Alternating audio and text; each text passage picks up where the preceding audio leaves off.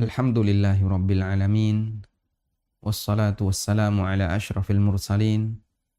Nabiyyina wa maulana Muhammadin wa ala alihi wa sahbihi ajma'in. Wa ashhadu an la ilaha illallah wahdahu la syarikalah. Wa ashhadu anna Muhammadan abduhu wa rasuluh. Sallallahu alaihi wa ala alihi wa sahbihi wa sallama tasliman katsira. Thumma amma ba'd. Alhamdulillah, puji syukur kita haturkan kehadirat Allah Azza wa Jal. Di kesempatan pagi hari ini kembali kita melanjutkan pelajaran kita membaca buku Ada Orang Utang. Dan insya Allah kita akan memulai bab baru dengan kami beri judul Agar Mudah Melunasi Utang. Ada beragam cara yang dilakukan oleh masyarakat agar cepat dalam melunasi utang. Karena seperti yang kita tahu, siapapun manusia kalau dia masih punya pikiran akan beban utang, dia tidak akan pernah merasa tenang. Sehingga dia selalu resah dengan utangnya dan ingin sekali agar utangnya cepat lunas. Maka mereka melakukan berbagai macam cara untuk melunasi utangnya. Dari yang masuk akal hingga yang di luar nalar. Sampai misalnya melakukan praktek perdukunan, mencari pesugihan, dan aneka praktek yang lainnya dalam rangka untuk melunasi utang. Kalau di Jawa Tengah ada namanya Gunung Kemukus, yang ini dijadikan sebagai salah satu situs perbuatan kesyirikan, di mana Gunung Kemukus ini dikenal sebagai tempat untuk mencari pesugihan. Dan banyak di antara pelaku-pelakunya adalah mereka yang latar belakangnya karena utang piutang. Sehingga mereka ingin biar utangnya cepat lunas, usahanya lancar. Dia datang ke sana. Padahal ritual di sana adalah dengan melakukan perbuatan zina. Dan tentu saja ini adalah perbuatan maksiat dosa besar. Sehingga di antara mereka ada yang sampai mengorbankan kehormatannya dalam rangka untuk membebaskan diri dari utang. Ada salah satu kawan yang dia pernah melakukan penelitian di Gunung Kemukus. Dan dia menemui salah satu di antara pelaku yang datang ke sana. Itu suami istri. Jadi mereka meniru di Gunung Kemukus itu kuburannya siapa?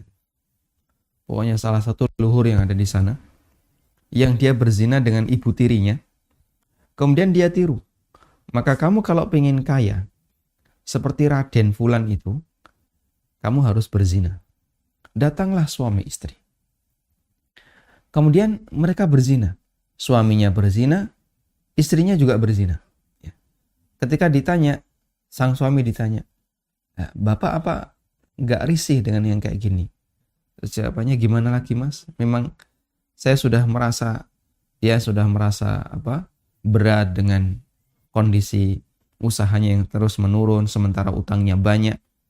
Sehingga sampai melakukan cara yang tidak masuk akal, bahkan murni isinya maksiat dan kesyirikan, dalam rangka untuk bisa cepat melunasi utang. Bahkan tak jarang di antara mereka ada yang harus menjual imannya dengan melibatkan perdukunan. Dan ini cukup banyak di masyarakat kita. Di dalam bab ini kita akan memberikan sedikit masukan terkait cara melunasi utang yang diajarkan dalam Islam atau setidaknya dipraktekkan oleh orang soleh di masa silam seperti para sahabat. Sehingga nanti kita akan sebutkan seperti apa sih doa agar bisa cepat melunasi utang. Kemudian bagaimana praktek para sahabat ketika mereka mendapatkan pelajaran dari Nabi SAW, termasuk bagaimana cara mereka agar bisa cepat melunasi utang. Semoga bermanfaat. Anda bisa catat bagian kalimat ini ya. Bagi yang punya bukunya tidak perlu mencatat. Usaha manusia tidak hanya sebatas pada kerja yang sifatnya lahiriah, menata niat, memperbanyak harapan kepada Zat yang Maha Kuasa, juga bagian dari usaha yang tidak boleh untuk kita lupakan. Sehingga jangan dikira bahwasanya niat itu tidak memiliki pengaruh terhadap lahiriah.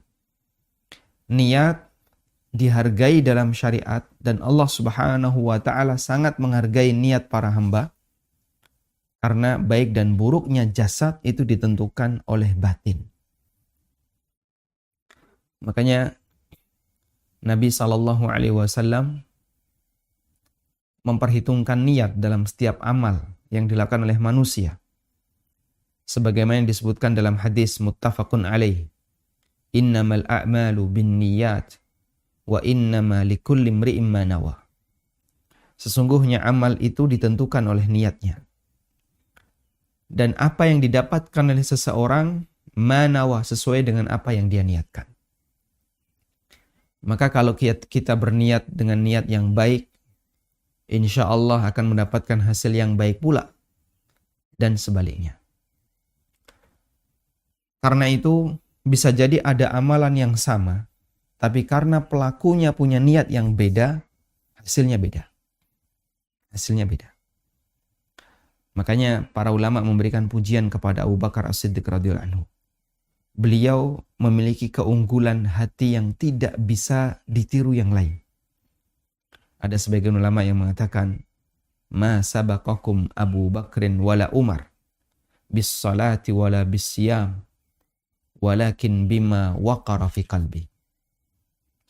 Abu Bakar tidaklah mendahului kalian disebabkan karena jumlah salatnya yang banyak atau disebabkan karena rajin puasa. Bukan karena itu. Walakin bima waqara fi qalbi, namun Abu Bakar lebih unggul dibandingkan kalian disebabkan karena sesuatu yang ada dalam hati beliau radhiyallahu anhu. Sehingga beliau radhiyallahu anhu memiliki keistimewaan yang besar karena Abu Bakar dianggap sebagai orang yang hatinya sangat baik. Karena itulah jamaah yang dimulakan Allah Subhanahu wa taala, hati yang baik akan menentukan bagaimana kinerja seorang hamba. Rasulullah sallallahu alaihi wasallam pernah bersabda, "Inna fil jasadi mudghah, idza saluhat saluhal jasadu kulluh, wa idza fasadat fasadal jasadu kulluh." Dalam diri manusia ada segumpal darah, ada segumpal daging. Kalau ini baik-baik semuanya, kalau ini jahat-jahat semua anggota badannya. Ala wahyal qalb, itu adalah hati. Karena itu batin ketika dia punya semangat yang baik, Allah Subhanahu wa taala akan memberikan sesuatu yang baik baginya. Baik, sekarang kita akan lihat pengaruh niat ketika utang. Jadi ternyata ini juga sangat memberikan pengaruh besar ketika orang melakukan transaksi utang piutang. Terkadang di dalam aktivitas manusia, niat sangat menentukan hasil. Karena Allah melihat hati manusia. Allah menghisap kita lahir batin. Sehingga sebagaimana ketika kita melakukan amal ibadah, yang dilihat tidak hanya bagian dohirnya, termasuk juga bagian batin kita. Makanya sholat tanpa khusyuk ibarat gerakan tanpa nyawa, ibarat jasad tanpa nyawa. Sampai sebagian ulama menggambarkan, dan ini keterangan Ibnu Qayyim dalam Al-Wabilus Sayyib, kalau kamu mempersembahkan kepada seorang raja, kau kasih budak dia, tapi budaknya sudah mati, jadi mayat budak. Kira-kira sopan atau tidak? Tentu saja tidak. Masa mayat budak dikasihkan kepada raja?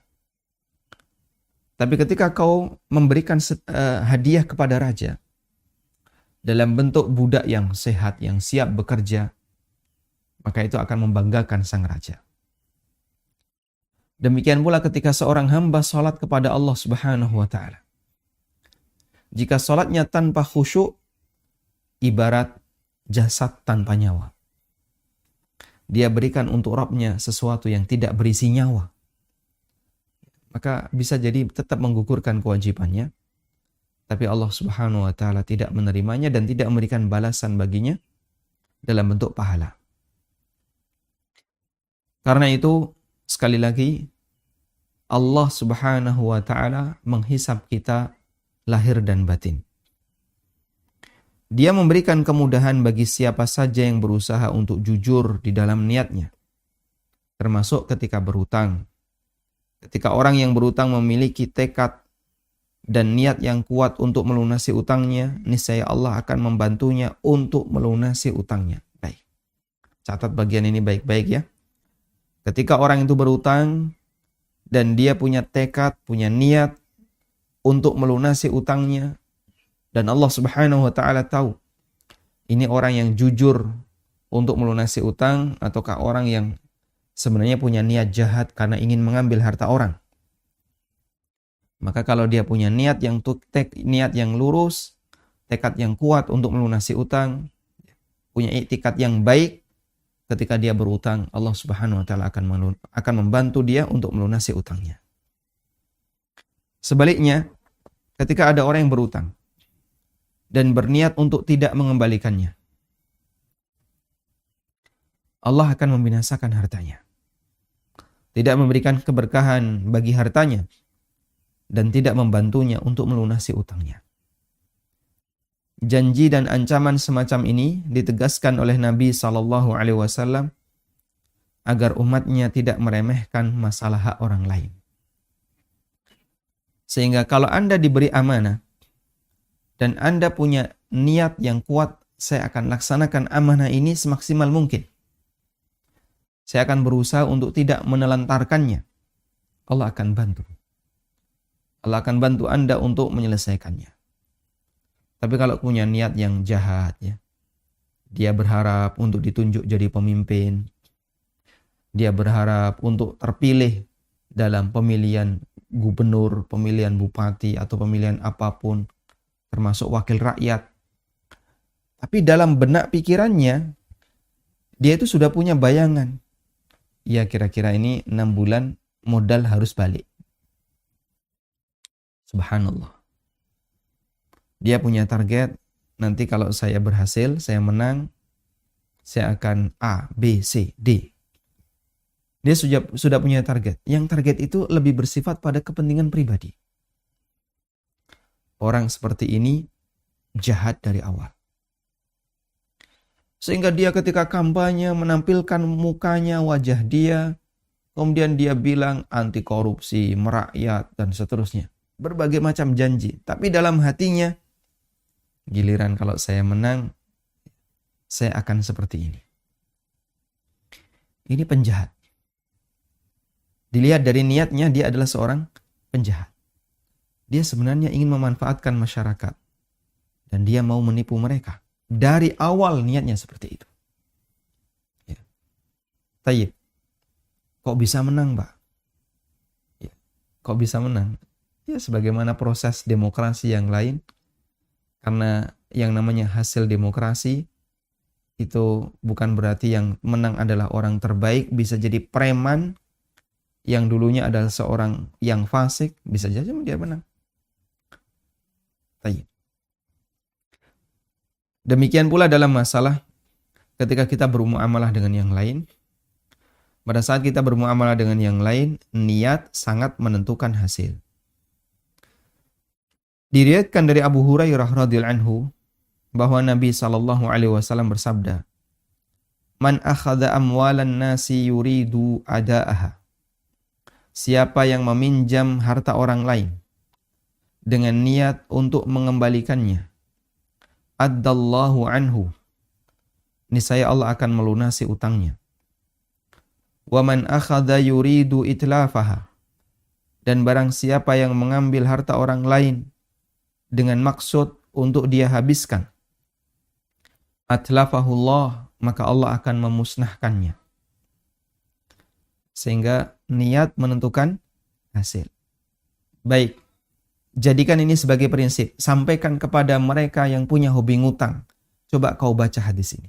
Hadis riwayat Bukhari dan Ibnu Majah. Niat itu menentukan hasil. Betul yang ngasih utang tidak tahu niatnya.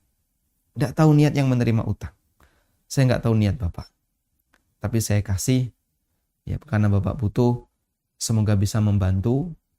Dan saya berharap pahala dari Allah Subhanahu wa taala. Masya Allah, ini yang memberi utang betul-betul punya niat yang baik. Tapi yang nerima utang, kadang dia sudah punya pikiran kayak gini. Pak Haji kan udah kaya. Pak Haji ini udah kaya. Orang ini kan udah kaya. Jadi tidak apa-apa lah kalau saya mendapatkan cipratan duitnya cuma 5 juta, 6 juta, 10 juta. Saat dia menerima, itu bayangan dia, yang ngasih utang saya ini kan orang yang sudah kaya. Bapak itu udah mampu. Jadi ya duit kayak gini kan duit receh, jangan terlalu berharap untuk balik. Maka orang ini apa? Sudah punya niat jahat ketika dia berutang. Dalam riwayat yang lain Rasulullah SAW bersabda, "Ma min muslimin yaddanu dainan ya'lamullahu minhu annahu yuridu ada'ahu." Setiap muslim yang dia berutang dan Allah tahu bahwa ia berniat untuk melunasi utangnya, illa addahullahu anhu fid dunya, maka Allah Subhanahu wa taala akan melunasi utangnya di dunia. Sehingga dengan niat orang akan ditolong oleh Allah Subhanahu wa taala. Maka miliki niat yang baik. Ada banyak orang yang dia ketika beli motor leasing ya, niatnya sudah jahat dari awal. Begitu dia beli motor, betul STNK tidak ada, lalu dibawa pergi ke pelosok, sudah dibuat dan dijadikan motor bodong. Kalau leasing belum lunas, STNK sudah dikeluarin belum? Sudah, yang nggak ada BPKB ya. BPKB dia nggak keluar. Tapi kalau STNK keluar, dia sudah dapat STNK, wah sudah. Berarti 5 tahun ke depan aman. Yang penting pokoknya dibayari pajak terus, aktif, 5 tahun ke depan aman. Langsung dibuat macet cicilannya, pergi orangnya. Umum seperti itu di masyarakat.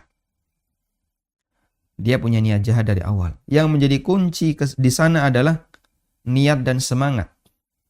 Sehingga jika dia mampu untuk melunasi, pasti dia akan segera melunasi. Punya duit, wah ini kayaknya cukup untuk melunasi utang, segera bayar. Punya duit, ini bisa dipakai cicilan, segera dia bayarkan. Bukan kemudian dipakai untuk numpuk kepentingan yang lain. Leasing motor belum kelar, sudah leasing mobil ke BMT yang lain. Kemudian ini belum lunas, sudah berani ngambil KPR ke bank konven. Ini belum lunas, nanti dia beli perabotan-perabotan dan seterusnya. Dan itu umum di masyarakat kita, di mana ada sebagian orang yang dia menumpuk berbagai macam beban utang, padahal utang pertama belum lunas. Kita ulangi, yang menjadi kunci di sini adalah niat dan semangat. Sehingga jika dia mampu untuk melunasi, pasti dia akan segera melunasi. Jika tidak mampu sampai mati, Allah yang akan memberikan jaminan baginya. Dicatat bagian ini ya. Kalaupun dia tidak mampu sampai mati utangnya belum lunas, Allah yang akan memberikan jaminan baginya. Ketika Asy-Syaukani rahimahullah menjelaskan hadis nafsul mu'min mu'allaqatun bidaini, jiwa seorang mukmin itu tergantung dari utangnya. Hadis ini sudah kita baca pada pertemuan sebelumnya. Beliau mengatakan, wa hadza muqayyadun biman lahu mal yaqdi minhu dainahu. Hadis ini terkait orang yang memiliki harta, biman lahul mal, orang yang memiliki harta, yaqdi minhu dainahu, yang bisa digunakan untuk melunasi utangnya.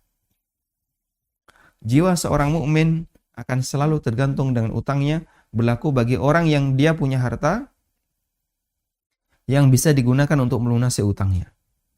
Amma man la mala lahu wa mata aziman 'alal qada. Sementara orang yang enggak punya harta, kemudian dia mati dan dia punya tekad untuk melunasi, faqad warada fil ahadits ma yadullu ala anna Allah Ta'ala yaqdi anhu.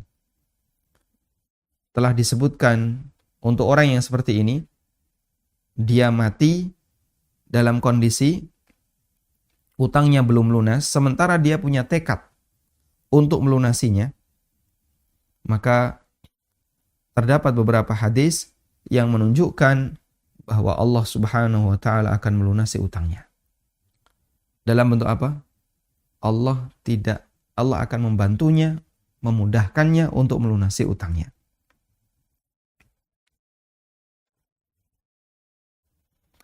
Tayyib. Sehingga jamaah yang dimulakan Allah Subhanahu wa taala, sekali lagi ya.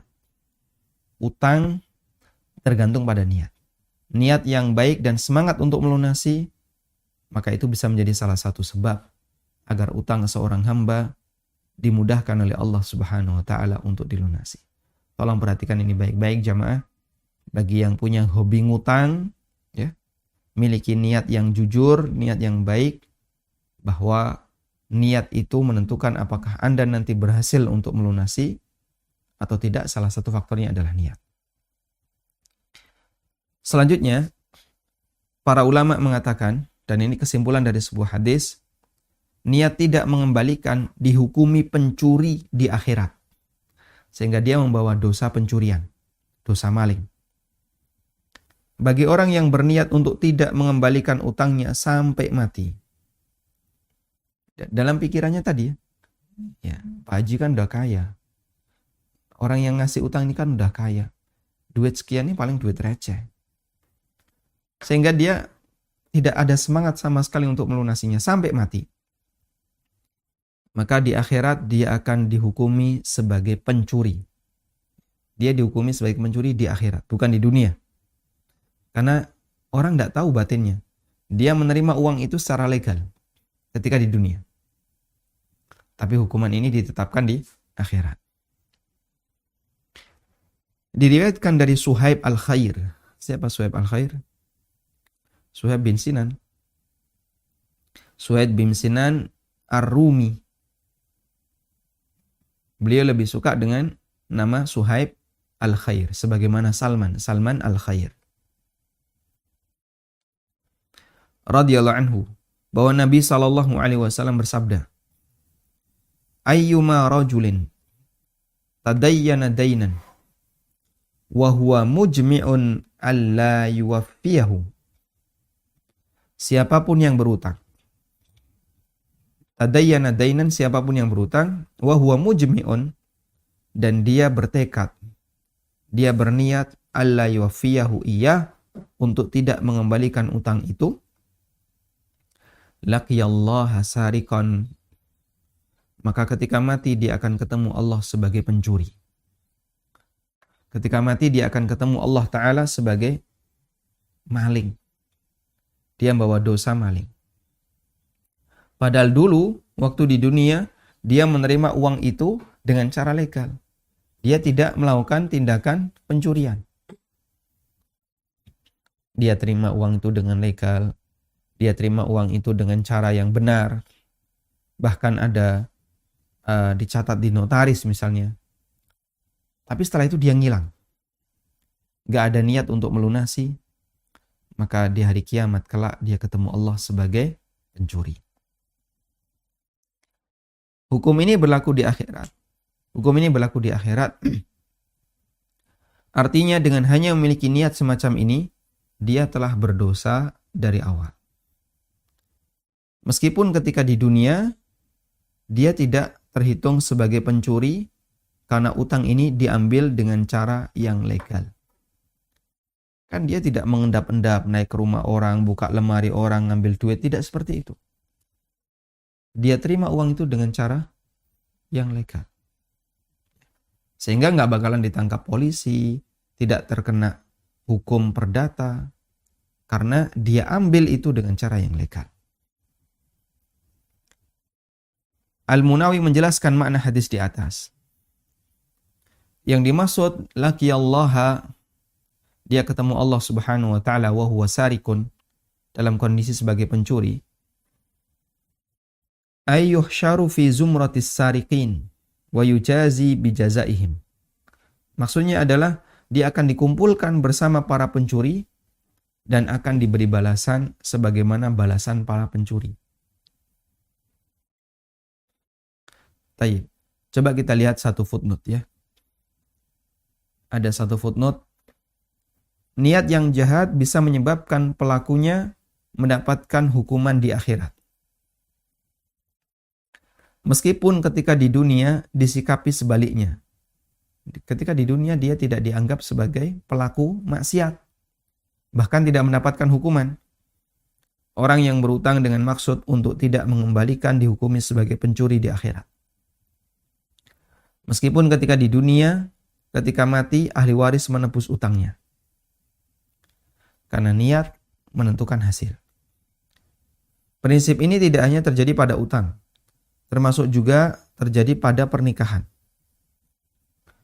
Dalam riwayat dari Suhaib bin Sinan, Suhaib al-Khair radhiyallahu anhu, Nabi SAW bersabda,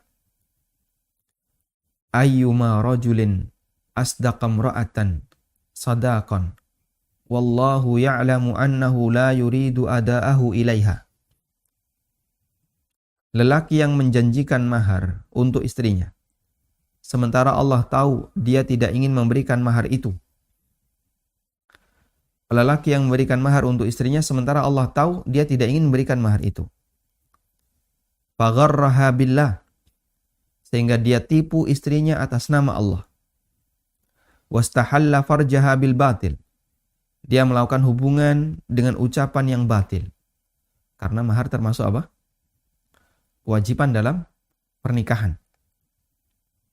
Laqiyallaha yawma yalqahu wa huwa zanin.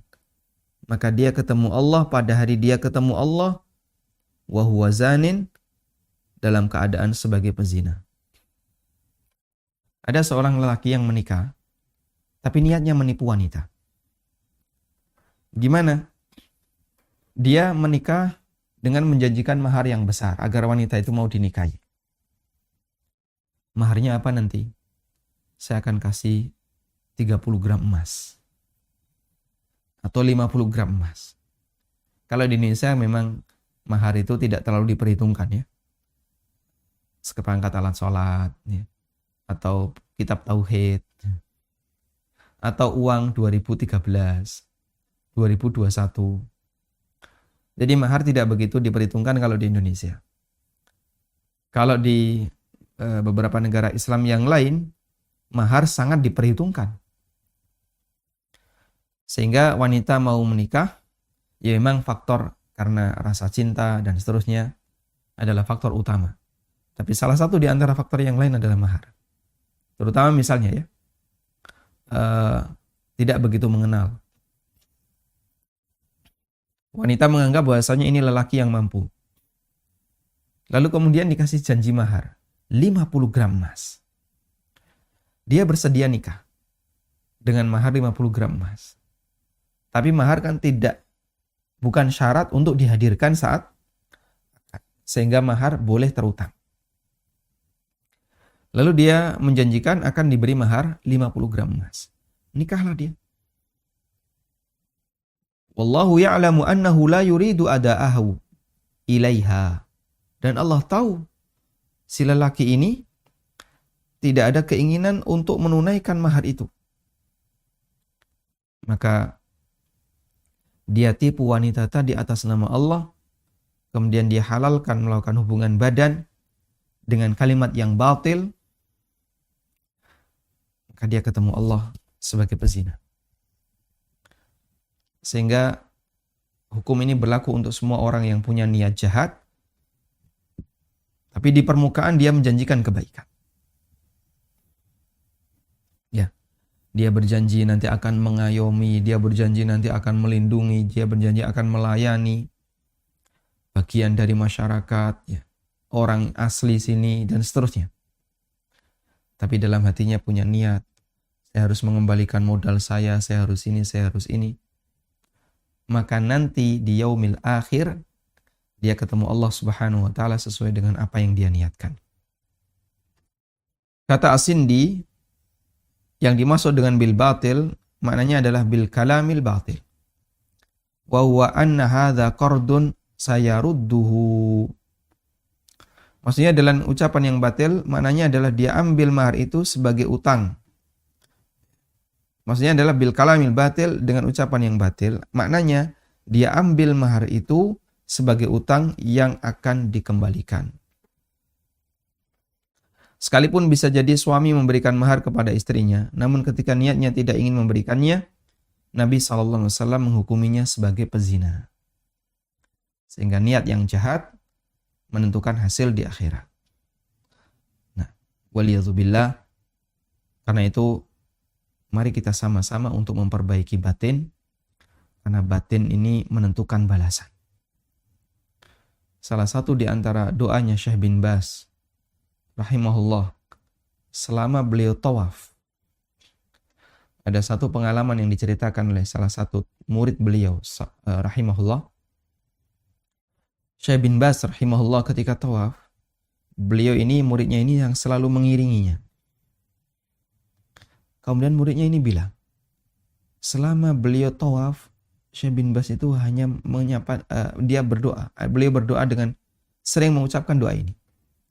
Allahumma aslih qalbi, Allahumma aslih qalbi, Allahumma aslih qalbi. Ya Allah, perbaikilah hatiku. Ya Allah, perbaikilah hatiku. Ya Allah, perbaikilah hatiku. Sehingga beliau rahimahullah ketika melakukan tawaf dijadikan sebagai kesempatan untuk banyak mohon kepada Allah Subhanahu wa taala memperbaiki batin.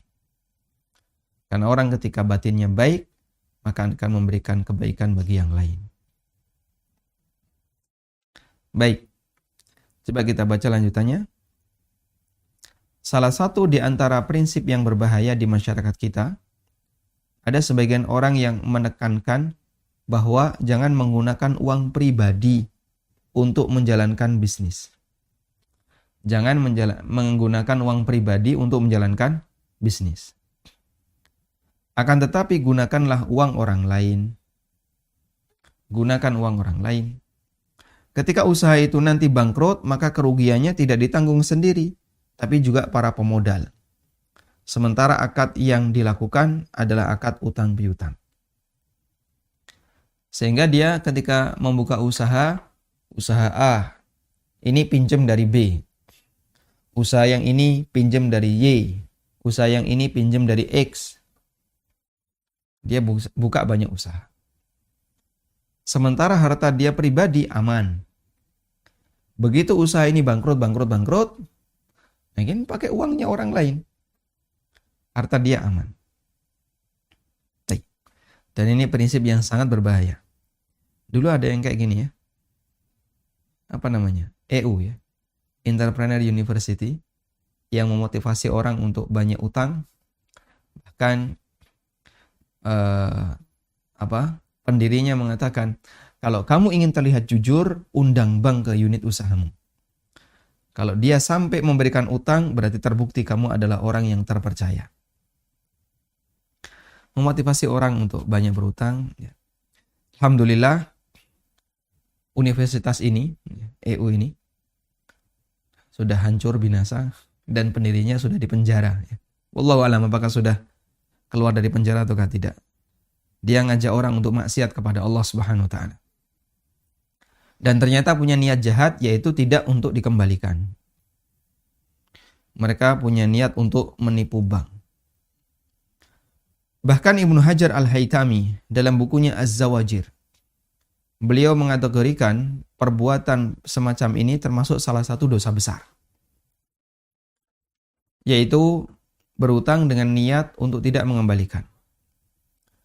Beliau mengatakan, Al-kabiratul khamisah ba'dal mi'atain. Dosa besar di nomor 205.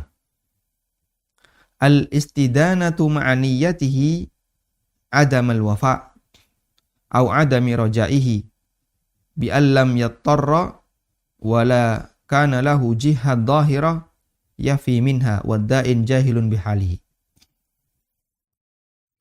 Dosa yang ke-205. Ada orang yang berutang dengan niat tidak melunasi utangnya, atau dengan niat tidak akan mengembalikannya.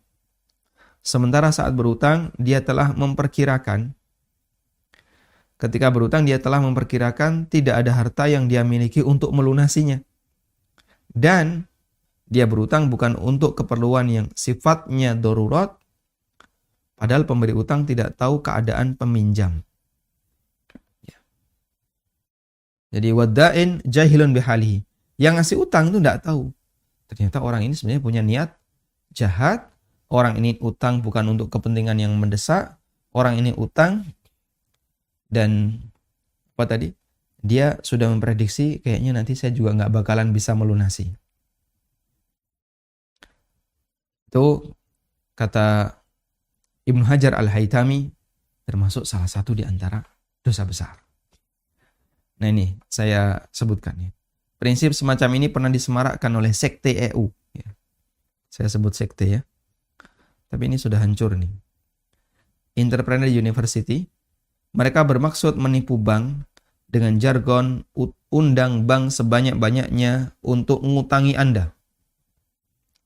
Semakin banyak bank yang mengucurkan utang ke Anda, berarti Anda semakin terpercaya di mata bank.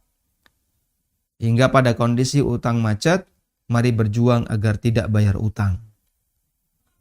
Mereka mengamankan aset yang lain dan itu tidak dijadikan sebagai jaminan. Yang dijadikan jaminan adalah aset yang nilainya lebih murah.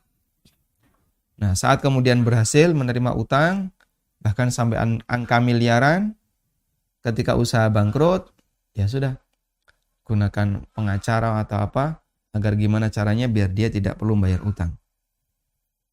Alhamdulillah, sekte ini sudah hancur bersamaan dengan pemimpinnya yang masuk penjara karena dinyatakan pailit oleh pengadilan dan dia punya utang yang sangat besar. Semoga Allah Subhanahu wa Ta'ala melindungi kita dari kekejaman pemikiran sekte penjahat utang. Yang dia utang, tapi dalam hatinya sudah ada tekad untuk tidak melunasinya. Wallahu a'lam wa sallallahu ala nabiyyina Muhammadin wa ala alihi wa sahbihi wasallam.